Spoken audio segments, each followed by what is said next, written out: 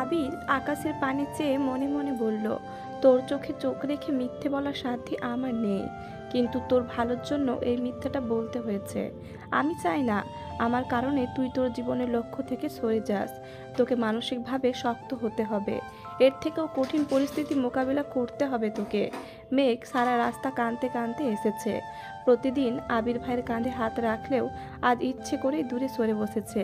বাইকের পেছনে হাত রেখেছে, তবুও আবির ভাইকে ছুঁয়েও দেখেনি। এই অনুভূতিহীন মানুষটা কোনোদিন মেঘের অনুভূতি বুঝবে না। যেখান থেকে মেঘকে নিয়ে গেছিল ঠিক সেখানেই মেঘকে নামিয়ে দিয়েছে আবির। মেঘ হেলমেট রেখে একেবারের জন্য তাকায়নি আবিরের দিকে। যথারীতি বাড়ির উদ্দেশ্যে হাঁটছে। বুকের ভেতর অসহনীয় যন্ত্রণা হচ্ছে তার। এই যন্ত্রণার এক অংশ যদি আবির ভাই বুঝতো, মেঘ কাঁদছে আর বাড়ির দিকে হাঁটছে। গত 17 বছরেও সে এত কান্না করেনি।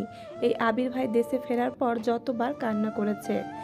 আবির বাইক থেকে দুর্বদ্ধ দৃষ্টিতে তাকিয়ে আছে মেঘের হাঁটার দিকে। কয়েক মুহূর্ত নিশ্চুপ থেকে আকস্মাৎ বলে উঠল, তোকে প্রতিশ্রুতি দিব না মেঘ, বউ করে ডাইরেক্ট প্রমাণ করে দিব। এই আবির কথা দিচ্ছে, তোর এই কান্না চিরতরে মুছে দিব সেদিন, ইনশাল্লাহ। নির্বাচনের ঝামেলার পর থেকে তানভীর বেশ শান্তিতে আছে। আপাতত কাজের এত চাপ নেই।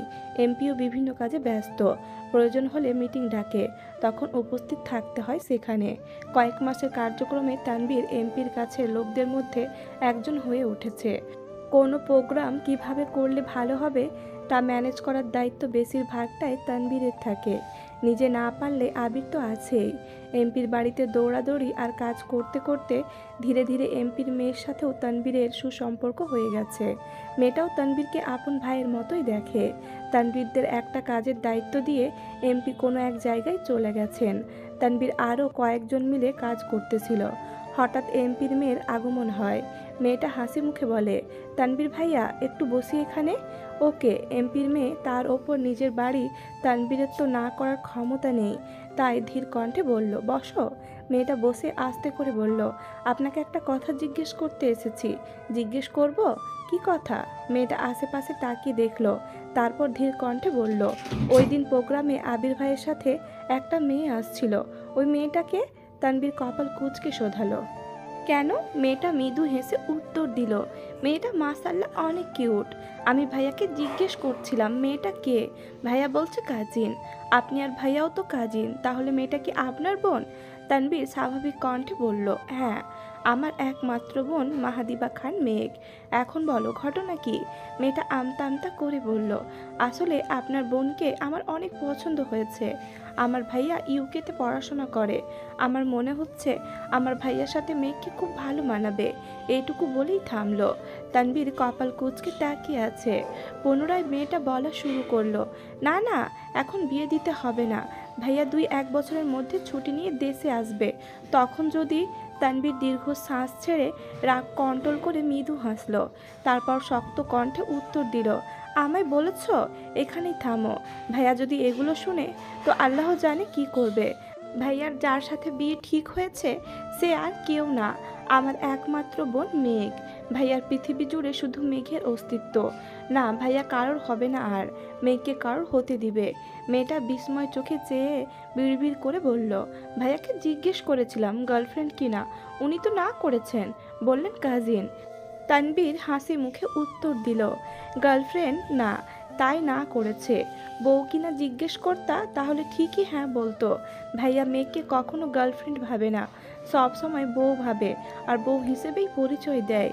সে যাই হোক, এই বিষয় নিয়ে আর কথা বাড়িও না, যাও এখান থেকে।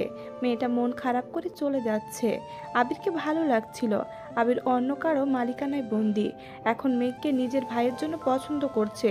এই মেঘও আবির ভাইয়ের দখলে। বিড়বিড় করে আবিরকে বকতে বকতে বাসার ভেতরে চলে গেছে। তানভীর কাজ শেষ করে দুপুরে বাইক নিয়ে বের হয়েছে। মেঘদের কোচিংয়ের সামনে ওয়েট করছে। কিছুক্ষণের মধ্যে কয়েকজনের সাথে বন্যাও বেরিয়ে আসছে। বন্যাকে দেখে তানভীর বাইক থেকে জোরে ডাকলো, এই মেয়ে এদিকে আসো। বন্যা অবাক চোখে তাকালো। মেঘ তো কোচিংয়ে আসে না। ওই দিন ঝামেলার পরে মেঘ কল দিয়ে বন্যাকে সব বলেছে। তাহলে তানবীর ভাইয়া কোচিংয়ের সামনে কেন আসছেন? বন্যা গুটি গুটি পায়ে এগিয়ে আসলো তানবীরের কাছে। তানবীর স্বাভাবিক কণ্ঠে শোধালো, আজকের পরীক্ষা কেমন হয়েছে? বন্যা মৃদু হেসে উত্তর দিল, জি ভালো। তানবীর গলা খাকারি দিয়ে ধীর কণ্ঠে শোধালো, তুমি নাকি অসুস্থ ছিলা, সুস্থ হয়েছ? বন্যা বিস্ময়কর দৃষ্টিতে চেয়ে আছে। বন্যা অসুস্থ ছিল এটা তানবীর ভাই কিভাবে জানে? অবশ্য জানবে নাই বা কেন? মেঘ নিশ্চয় বলেছে। বন্যা অপরিণিত মাথা নাড়ল। তানবীর বাইকের সাইড থেকে একটা হেলমেট খুলে বন্যার দিকে এগিয়ে দিয়ে বলল, এটা পরে বাইকে বসো। বন্যা ভুরু কুঁচকে তাকিয়ে বলল, কেন? তানবীর কিছুটা শক্ত গলায় বলল, উঠতে বলছি ওঠো। বন্যা তানবীর ভাই সম্পর্কে খুব ভালো করেই জানে, তাই তেড়ামি না করে চুপচাপ বসছে। তানবীরের পেছনে নিজের ব্যাগ রেখে তারপর বসেছে, যেন গায়ে না লাগে। তানবীর বন্যাকে নিয়ে একটা রেস্টুরেন্টে এসেছে। বন্যার পছন্দ মতো খাবার অর্ডার দেওয়া হয়েছে। আগে একদিন মেঘ সাথে ছিল বলে বন্যার এতটা অস্বস্তি লাগেনি। তবে আজ একা তানবীরের সাথে খেতে এসে নিজের হাত পা স্থির রাখতে পারছে না। বন্যার অস্বাভাবিকতা দেখে তানবীর স্বাভাবিক কণ্ঠে বলল, এত ভয় পাচ্ছ কেন? আমি তো অপরিচিত কেউ না। আর আশেপাশের মানুষ যদি তোমার এই কাঁপাকাঁপি দেখে তাহলে নিশ্চিত ভাববে আমি তোমাকে কিডন্যাপ করে নিয়ে আসছি। প্লিজ স্বাভাবিক হও। বন্যা কিছুটা স্বাভাবিক হয়ে কোমল কণ্ঠে শোধালো, আমায় আবারও ট্রিট দেওয়ার কারণ কি? তানবীর উত্তর দিল, আমাদের এমপি জিতেছে, সেই খুশিতে খাওয়াচ্ছি। আরও আগে খাওয়াবো ভাবছিলাম, কিন্তু সময় পাইনি। মাঝখানে এমপির বাড়িতে প্রোগ্রাম ছিল। অবশ্যই ওখানে তোমাকে যেতে বলতাম, কিন্তু তুমি তো সেখানে যাবে না, তাই আর বলিনি। আজ একটু ফ্রি আছি, এই জন্যই তোমাকে নিয়ে আসলাম।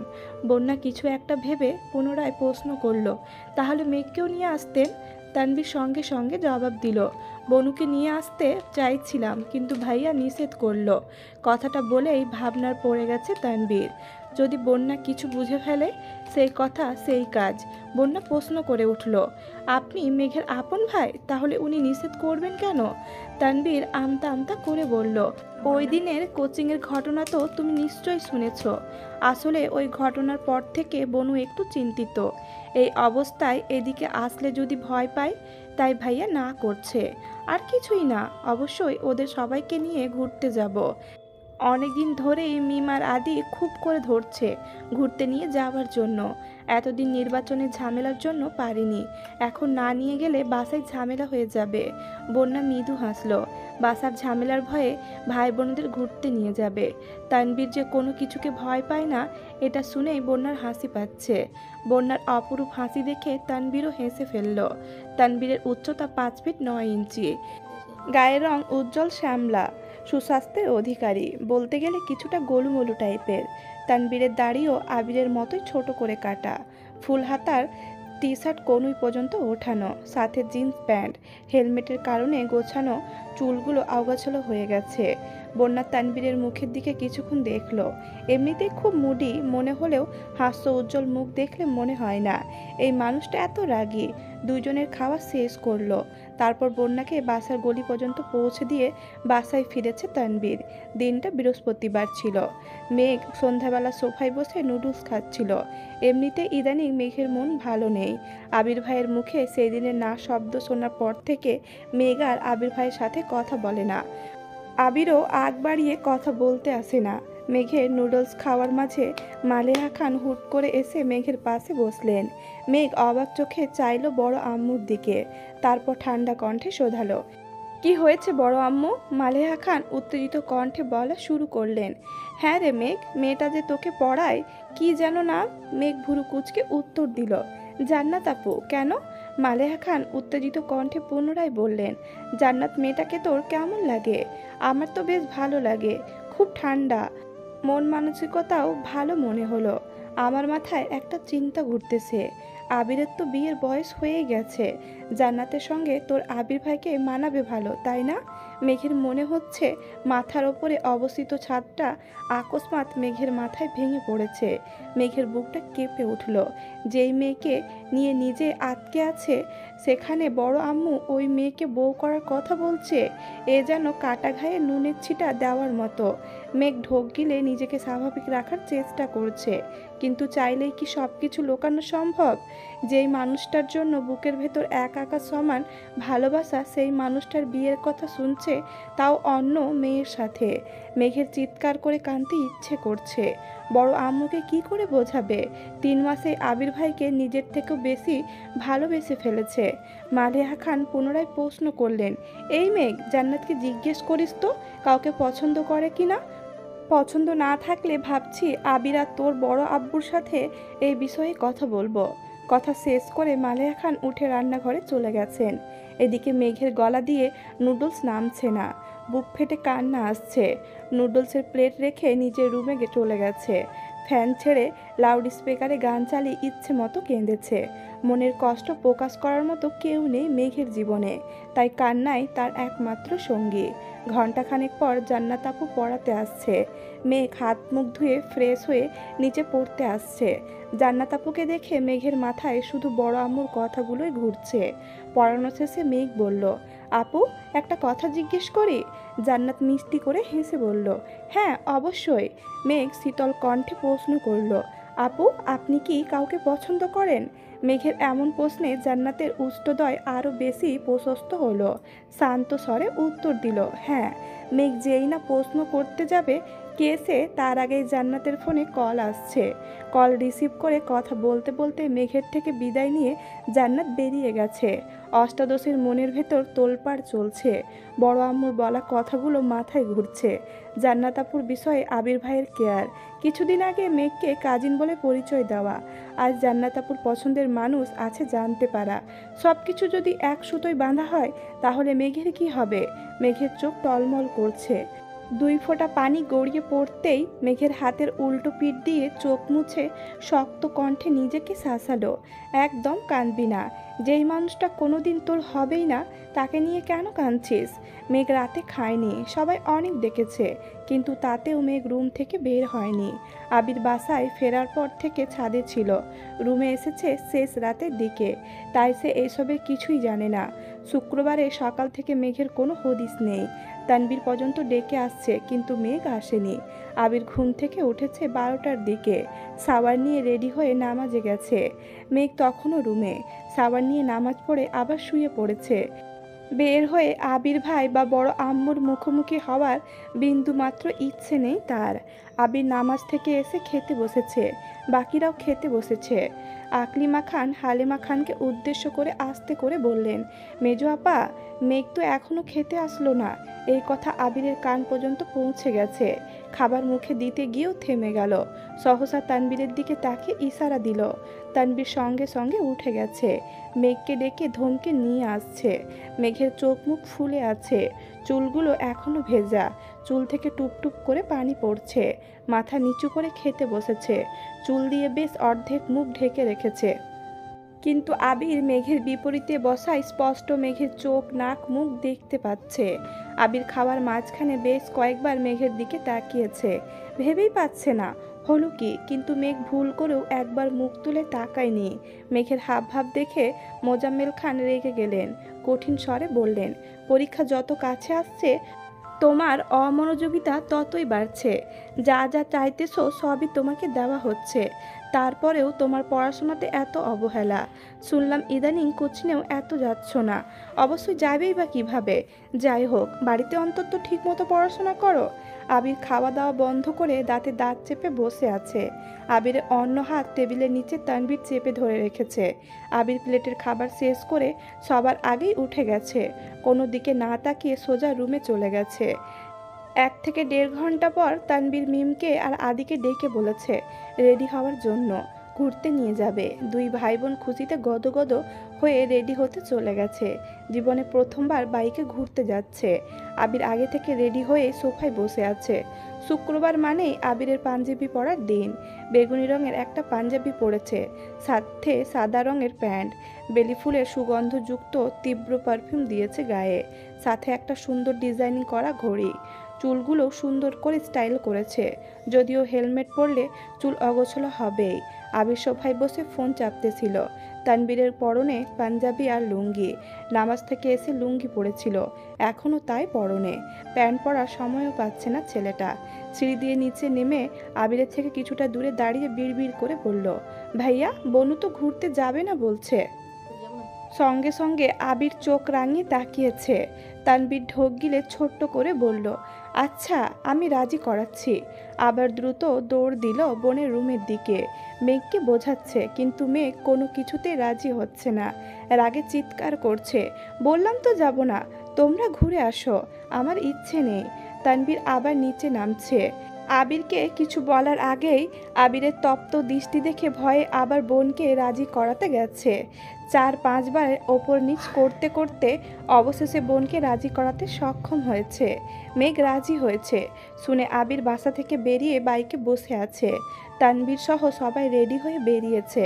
তানবীর আবিরের কাছে গিয়ে দাঁড়িয়ে আস্তে করে বলল, বোনকে রাজি করিয়ে এনেছি ঠিকই, কিন্তু তার শর্ত সে তোমার বাইকে যাবে না। আবির অন্যদিকে মুখ করে কিড়মিড় করে বলল, তোর বোন আমার সাথে না গেলে তোর খবর আছে। তানবীর মনে মনে বলছে, আল্লাহ তুমি আমায় উদ্ধার করো। দুই দিকে আগ্নেয়গিরি, মাঝখানে আমি অসহায় এক বালতি পানি। কি করে সামলাবো এই দুই পাগল রে? তানবীর বাধ্য হয়ে মেঘকে বোঝাতে গেল। মেঘ মাত্রাতিক রেগে আছে। আজ তানবীরের কথা শোনা বা মানার কোনো ইচ্ছে তার নেই। আবির ভাইয়ের সাথে যাবে না মানে যাবেই না। তানবীর আবিরের দিকে তাকাতেই দেখল আবির রাগে ফুঁসছে। তানবীর বিড়বিড় করে বলল, কি মুসিবতে পড়লাম আমি?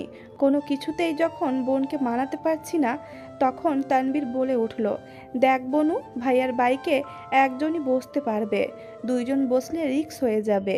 আমার বাইকে দুইজন বসা গেলেও দুইজন মেয়ে বসা যাবে না। মিম জীবনে প্রথম বাইকে উঠবে, তোরা দুইজন একসাথে বসলে যদি অ্যাক্সিডেন্ট করে ফেলি, তাই বলছি তুই ভাইয়ার সাথে যা।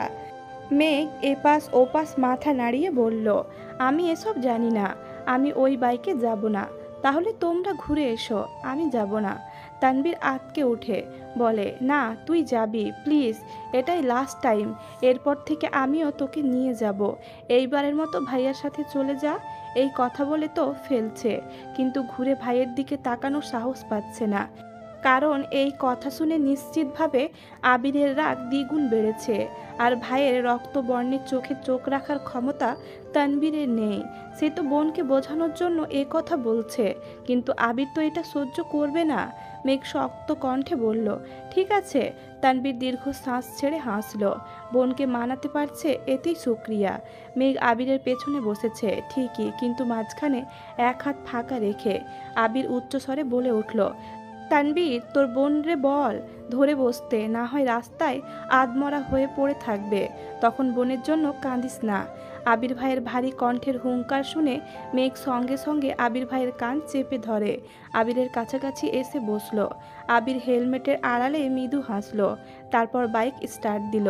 এদিকে তানবীর বিড়বিড় করে বলছে, আহারে, আমার বোনের কিছু হলে আমার আগে তো তুমিই মইরা যাবা। তানবীরও যথারীতি মিমার আদিকে নিয়ে বাইক স্টার্ট দিল।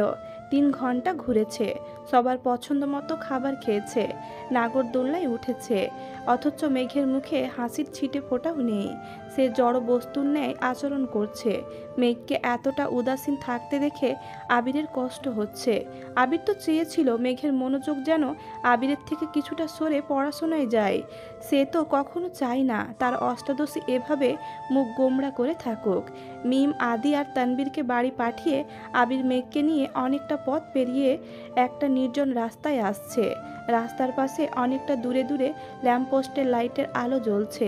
আবির বাইক থামিয়ে হেলমেট খুলে রাখলো, তারপর ঠান্ডা কণ্ঠে শোধালো, কি হয়েছে তোর? নির্জন রাস্তায় আচমকা এমন প্রশ্নে মেঘ কিছুটা কেঁপে উঠেছে। কি বলবে সে? এই প্রশ্নের উত্তর মনের মধ্যে থাকলেও তার বলার মতো সাহস নেই মেঘের। সামান্য এক প্রশ্নে যেই থাপ্পড় খেয়েছিল আজ যদি বিয়ে নিয়ে কথা বলে তাহলে হয়তো এই নির্জন রাস্তায় মেরে ফেলে রেখে চলে যাবে। এইসব ভেবেই মেঘের শরীর কাঁপছে। আবির পুনরায় প্রশ্ন করলো, তোর কি শরীর খারাপ লাগছে? মেঘ ঢোক গিলে আস্তে করে বলল, না ঠিক আছে। আবির শক্ত কণ্ঠে শোধালো, তাহলে বল তুই কি নিয়ে এত আপসেট? পরীক্ষা নিয়ে টেনশনে আছিস? মেঘের মনে অন্য চিন্তা থাকা সত্ত্বেও অপর নিচ মাথা নাড়ল। আবির ভারী কণ্ঠে বলা শুরু করলো, অ্যাডমিশন টেস্ট নিয়ে এত ভাবিস না। তোর কাজ পড়াশোনা করা, তুই শুধু তাই কর। আর নামাজ পড়ে আল্লাহর কাছে চাইবি। কে কি বলল, কে কি করছে, কোথায় কি হচ্ছে, এইসব ভেবে মাথা নষ্ট করার প্রয়োজন নেই। তুই যদি কোথাও চান্স নাও পাস, তাতেও কেউ তোকে কিছু বলবে না, সেটা আমি দেখব। কিন্তু নিজেকে যাচাই করার আগে ভেঙে পড়বি না। মেঘ মাথা নিচু করে চুপচাপ দাঁড়িয়ে আছে। আবির মেঘের দিকে তাকিয়ে আছে। দূর থেকে আসা ল্যাম্পপোস্টের আলো মেঘের গালে আর কপালের এক পাশে পড়ছে। সেই আলোতে মেঘকে অসম্ভব সুন্দর লাগছে। মেঘের সম্পূর্ণ মুখ দেখতে আবির এক আঙুলে মেঘের চিবুক উঠালো। আলোয় জলজল করে উঠল অষ্টাদশীর চাঁদের ন্যায় মুখবিবর। আচমকা আবির ভাইয়ের আঙুলের ছোঁয়াতে মেঘের দেহ কম্পিত হলো। আবির ভাইয়ের মুখের দিকে তাকালো মেঘ। বুকে জমে থাকা অভিমানরা যেন অভিযোগ করে বেরিয়ে আসতে চাইছে। মনের সব কষ্ট উজাড় করে বলতে ইচ্ছে করছে এই মানুষটাকে। কয়েক সেকেন্ডের জন্য মেঘের মনে হচ্ছে এই পৃথিবীর বুকে মেঘের সামনে দাঁড়ানো ব্যক্তিটা মেঘের সবচেয়ে কাছের মানুষ। এই মানুষটা একান্তই মেঘের। আবির মেঘের চোখে চোখ রেখে তপ্ত স্বরে বলল, আমি বিশ্বাস করি আমার মেঘ এত সহজে হেরে যাওয়ার মেয়ে নয়। এই কথা শোনা মাত্রই মেঘের মনে হচ্ছে মস্তিষ্কের নিউরনরা দিক বিদিক ছুটছে। মনে একটা কথার বারবার ঘুরছে, আমার মেঘ। আবির ভাই আমার মেঘ বলে সম্বোধন করেছেন। এটা ভাবতেই মেঘের সকল মন খারাপ এক মুহূর্তেই পালিয়ে গেছে। সহসা মেঘের মুখে হাসি ফুটে উঠেছে। মেঘের মুখের অকৃত্রিম মায়াবী হাসি দেখে আবিরও নিঃশব্দে হাসছে। মেঘের দিকে তাকিয়ে থেকে পুনরায় ধীর কণ্ঠে বলল, this is my sparrow, I always want to see you like this. মেঘ নিঃশব্দ হয়ে চেয়ে আছে আবিরের দিকে। এই যে এই মানুষটাকে নিয়ে এত অভিমান, এত অভিযোগ, সামনে আসলে কেন এই অভিযোগ আর অভিমানরা পালিয়ে যায়? এত এত রাগ কেন দেখাতে পারি না ওনাকে? উনি যদি সত্যি সত্যি জান্নাত আপুকে পছন্দ করেন আর জান্নাত আপুও যদি ওনাকে পছন্দ করেন, তাহলে তো ওনাদের বিয়ে খুব শিগগিরই হয়ে যাবে। তখন আমি কি করব? এই যে এই মানুষটার ছোট্ট ছোট কথাতেই আমার সব রাগ গলে পানি হয়ে যায়। আবার নতুন করে ওনার প্রেমে হাবুডুবু খায়। উনি জান্নাত আপুকে বিয়ে করলে আমার কি হবে? তখনও কি ওনার প্রতি আমার একই রকম টান থাকবে, নাকি এখনের অনুভূতিগুলো তখন শুধুই স্মৃতি হয়ে থাকবে? এসব ভাবতে ভাবতে মেঘ ঠোঁট ফুলিয়ে কান্না শুরু করে দিয়েছে। হঠাৎ কান্না দেখে আবির কিছুটা অবাক হয়ে গেছে। কিছুই তার মাথায় ঢুকছে না। সে ভেবেছিল শুধু এমপির বাড়ির ঘটনা থেকেই মেঘের মন খারাপ, আর বাকিটা পড়াশোনা নিয়ে। কিন্তু এই মন খারাপের সবটা জুড়ে যে জান্নাত, এটা আবির বুঝতেও পারছে না। আবির কিছুক্ষণ সময় নিয়ে চুপচাপ মেঘের দিকে তাকিয়ে আছে। একবারের জন্য কান্না থামাতেও বলছে না। অনেকটা সময় কাঁদার পর মেঘ আবিরের মুখের দিকে তাকালো। একটা মেয়ে এভাবে কাঁদছে, অথচ এই মানুষটা কিছু বলছিল না। এতক্ষণে তো অন্তপক্ষে 4-5 বার ধমকার 2-1টা থাপ্পড় খেয়েই ফেলতো। তাহলে আজ এত নিশ্চুপ কেন উনি? এটা ভেবেই মেঘ তাকিয়েছে।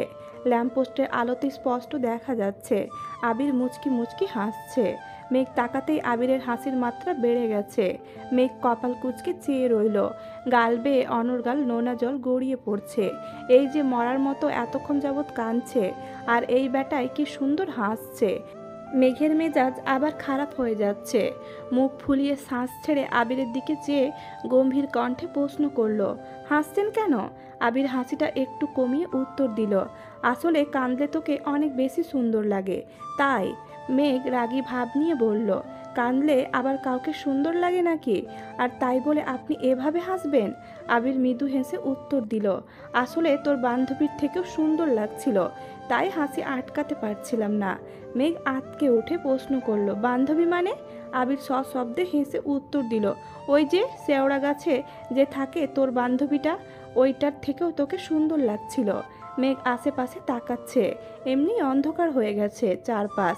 ল্যাম্পপোস্টের আলোতে রাস্তা আলোকিত থাকলেও রাস্তার আশেপাশে বিশাল গাছের কালো ছায়া দেখে ভয় পেয়ে সঙ্গে সঙ্গে দুই হাতে আবিরের শার্ট খামচে ধরে আবিরের বুকে মুখ লুকিয়ে ফেলেছে। মেঘকে ভয় দেখানোর একমাত্র অস্ত্র হচ্ছে ভূত, পেতনি, আর কোনো কিছুতেই ভয় পায় না মেয়েটা। আবির এটা খুব ভালো করেই জানে। এই জন্য ইচ্ছে করে মেঘকে খোঁচায়। আবির মেঘের পিঠে হাত রাখতে গিয়েও হাত সরিয়ে নিয়েছে। মনের বিরুদ্ধে নিজেকে কন্ট্রোল করা কতটা কষ্টের সেটা আবিরের থেকে ভালো কেউ জানে না। আবিরের ইচ্ছে করছে মেঘকে দুই হাতে ঝাপটে ধরতে, কিন্তু সব ইচ্ছে তো পূর্ণতা পায় না। আবির নিজেকে সংযত করে মুচকি হেসে প্রশ্ন করল, এই যে তুই হুট করে মরা কান্না জুড়ে দিস, আবার হুট করেই পাগলের মতো হাসতে থাকিস, তোর এমন আচরণেই মানুষ ভাববে তুই শ্যাওড়া পাড়ায় থাকিস। মেঘ এখনও দুই হাতে শার্ট খামচে ধরে আছে, ভেজা কণ্ঠে বলল, এইসব কথা বলবেন না প্লিজ। আবির মৃদু হেসে উত্তর দিল, তাহলে তুই বল, কাঁদছিলি কেন? তোর কে কি বলে যে তুই এভাবে কাঁদছিস? এত আবেগ নিয়ে জীবন চলবে না মেঘ। কে কি বলল, কে কি করলো, কে কোথায় চান্স পেল, এইসব ভেবে নিজেকে গুটিয়ে নিলে জীবনে কোনোদিনই উন্নতি করতে পারবি না। নিজেকে কন্ট্রোল করতে শিখতে হবে। মেঘ আবিরকে ছেড়ে একটু দূরে সরে মাথা নিচু করে দাঁড়িয়েছে। আবির ছোট্ট করে ধমক দিল, তাকা এদিকে। মেঘ 1 সেকেন্ডের মধ্যে আবিরের চোখের দিকে তাকালো। আবির ঢোক গিলে শক্ত কণ্ঠে বলল, তোকে অনেক বেশি শক্ত আর সাহসী হতে হবে। আশেপাশে তোকে কাঁদানোর জন্য হাজারো মানুষ থাকবে, তাদের কথায় তুই কেঁদেছিস মানে তারা জিতে গেল। এত সহজে অন্য কেউকে জিতিয়ে দেওয়া কি ঠিক হবে? একটু থেমে পুনরায় বলল, জীবনে যাই হয়ে যাক তবুও নিজের মনোবল ভাঙতে দেওয়া যাবে না। এখনো অনেক সত্যির মুখোমুখি হওয়া বাকি। মেঘ কপাল কুঁচকে প্রশ্ন করল, কি এমন সত্যি? আবির স্বাভাবিক কণ্ঠে উত্তর দিল, এখন তোর না জানলেও চলবে, দেরি হয়ে যাচ্ছে, বাসায় যেতে হবে। রবিবারে অফিস থেকে ফিরে ফ্রেশ হয়ে আবির সোফায় বসে আছে। কিছুক্ষণের মধ্যে জান্নাত বাসায় ঢুকছে। মেঘ একটা খাতা রেখে আসছিল, সেটা আনতে আবার রুমে গেছে। জান্নাতকে দেখে আবির হাতে কয়েক প্রশ্ন নিয়ে এগিয়ে গেল। প্রশ্নগুলো দিয়ে কি যেন কথা বলছিল। মেঘ খাতা নিয়ে নামতে গিয়ে সেই দৃশ্য দেখে ফেলছে। যার মনে যেটা থাকে সেটাই সবার আগে মাথায় আসে। মেঘ তাড়াতাড়ি করে নামছে। কাছাকাছি আসতে আবির ঘাড় ঘুরিয়ে মেঘকে দেখল। তারপর স্বাভাবিক কণ্ঠে জান্নাতকে বলল, তুমি ওইসব নিয়ে চিন্তা করো না, আমি দেখছি। আর তুমি ফ্রি হয়ে আমায় একটা কল দিও। জান্নাত চিন্তিত স্বরে উত্তর দিল, আচ্ছা ঠিক আছে। এদিকে মেঘ ড্যাব ড্যাব করে তাকিয়ে আছে দুইজনের দিকে। মাথার ভেতরে প্রশ্নরা সব এলোমেলো ছুটছে। জান্নাত আপুকে চিন্তা করতে না করছে। আবির ভাই দেখবে এসবের মানে কি? ওনাদের মধ্যে সম্পর্ক না থাকলে তো এসব বলতো না, আবার কলও দিতে বলছে। মেঘ বিড়বিড় করে বলছে, গেল রে গেল, তোর আবির ভাই অন্য মেয়ের হয়ে গেল। আবিরের আনা কোচিংয়ের কয়েকটা প্রশ্ন দিয়ে জান্নাত পরীক্ষা নিয়েছে। মোটামুটি 3 ঘন্টার ওপরে সময় লাগছে। ড্রাইভার আর তানবীরকে পাঠিয়েছে জান্নাতকে বাসা পর্যন্ত দিয়ে আসতে। মেঘ খেতে বসেছে, 2 মিনিটের মধ্যে আবিরও খেতে আসছে। বাড়ির সবার খাওয়া দাওয়া অনেক আগেই শেষ হয়ে গেছে। আবির ইচ্ছে করে মেঘের জন্য ওয়েট করছিল। এই যে সে জান্নাতের সাথে কথা বলেছে, মেঘের মনে কি চলছে তা বোঝার জন্যই ওয়েট করছিল। দুইজনই চুপচাপ খাচ্ছে। হঠাৎ মালিহা খান তানবীরের চেয়ার টেনে আবিরের পাশে বসলেন। তারপর শান্ত কণ্ঠে বললেন, বাবা তোর সাথে একটু কথা ছিল। আবির খেতে খেতেই জবাব দিল, বলো, শুনছি। মেঘের খাওয়া বন্ধ হয়ে গেছে। সে খুব ভালোই বুঝতে পারছে বড় আম্মু কি বলতে চাচ্ছেন। আজকে জান্নাত আপু যাওয়ার সময়ও মেঘ দেখেছে বড় আম্মু জান্নাতকে দূর থেকে বউ দেখার মতো পরখ করছিল। মালিহা খান শীতল কণ্ঠে বলা শুরু করলেন, আর কিছুদিন পরই তোর 25 বছর হতে চলল। তুই যেহেতু এখন ব্যবসাও করছিস, তোর আব্বুর মুখে শুনেছি তুই খুব মনোযোগী, আর তুই যাওয়াতে নাকি ব্যবসায় অনেক উন্নতি হচ্ছে। তাই বলছিলাম বিয়ে তো করা দরকার। আমি সেদিন মেঘকে জান্নাতের কথা জিজ্ঞেস করেছিলাম, মেয়েটাকে আমার ভালো লাগছে। তোর পছন্দ হলে ভাবছি তোর আব্বুকে জানাবো। আবির পূর্ণ মনোযোগ দিয়ে মায়ের বলা এলোমেলো কথাগুলো শুনল। যতই রাগ উঠুক আবির মায়ের ওপর সহজে চেঁচায় না। মেঘের দিকে এক পলক তাকালো আবির। মেঘ অনেকক্ষণ আগে থেকে খাওয়া বন্ধ করে মাথা নিচু করে বসে আছে। আবির মনে মনে ভাবছে, মানুষ ঠিকই বলে জীবনে হাজার হাজার শত্রুর প্রয়োজন হয় না, ঘরে 2-1 জন মানুষ থাকলেই যথেষ্ট। হায় আল্লাহ, আমি বিয়ে করার আগেই তো এরা আমার সংসার ভেঙে দিবে। তার মানে এই কারণেই মেঘ সেদিনে এত কান্না করছিল, আর আমি ওকে পড়াশোনা নিয়ে এত জ্ঞান দিলাম। আবিরকে নিশ্চুপ থাকতে দেখে মেঘের মনটা দুমড়ে মুচড়ে যাচ্ছে। আবির ভাই রাজি হলেই সামনে বিয়ে, অবশ্য রাজি হবেই বা না কেন। উনিও তো এইটুকু ভেবেই মেঘ থেমে গেল। চোখ টলমল করছে, ঠোঁট কাঁপছে। আবির মায়ের দিকে তাকিয়ে ভারী কণ্ঠে আকস্মাৎ বলে উঠল, একটা মেয়ে এই বাড়িতে পড়াতে আসছে, আর তোমরা কী সব ভাবছো? তাছাড়া আমি এখন বিয়ে করব না, এই টপিকে আর কথা বলো না। এইটুকু বলেই আবির দাঁড়িয়ে পড়ল। মেঘের দিকে তাকিয়ে তপ্ত স্বরে বলল, এই মেয়ে খাওয়া শেষ করে পড়তে বস গিয়ে, এসব আজাইরা চিন্তা মাথায় ঢুকাবি না।